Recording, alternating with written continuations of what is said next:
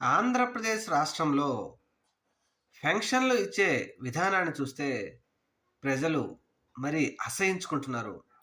రాష్ట్రంలో అధికారంలోకి వచ్చే సంవత్సరం రోజులైతా ఉంటే తెలుగుదేశం పార్టీ వాళ్ళు మాత్రం విపరీతంగా అంటే తెలుగుదేశం పార్టీ వాళ్ళు, జనసేన వాళ్ళు, బీజేపీ వాళ్ళు వాళ్ళ జోబిలో ఏదో ప్రజలకు మేము ఇస్తున్నాం అనే విధంగా ప్రతి నెల ఒక ముసలావిడని కింద కూర్చోబెట్టి 15, 20 మంది ఎళ్లి పెన్షన్ ఇస్తా ఉన్నారంటే ఏంటిది? ప్రశ్నించరా?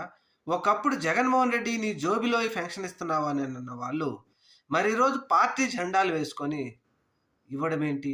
ప్రభుత్వ సొమ్మే కదా! ప్రజలు కట్టిన టాక్స్‌ను ప్రజల కోసం ఇవ్వడమే కదా! పేద, బడుగు, బలహీన వర్గాల మధ్య తరగతి ప్రజల కోసం ఇస్తున్న పెన్షన్‌ని ప్రతి నెల ఈ విధంగా వీళ్ళు ఇవ్వడమేంటి? ప్రభుత్వం సొమ్మును మీరు పార్టీల జెండాలు ఏసుకొని పోయి ఇవ్వడమేంటి? ఇదేనా? ప్రజలు అడగరా? ఒక ఫంక్షన్ వృద్ధాప్య ఫంక్షన్ ఇవ్వడం కోసం 15, 20 మంది పార్టీ జెండాలేసుకొని, ఆ ముసలావిడని కింద కూర్చోబెట్టి, వీళ్ళందరూ కుర్చీల్లో కూర్చొని ఆవిడకి ఫంక్షన్ ఇస్తున్నారంటే ఏంటిది? ప్రశ్నించరా?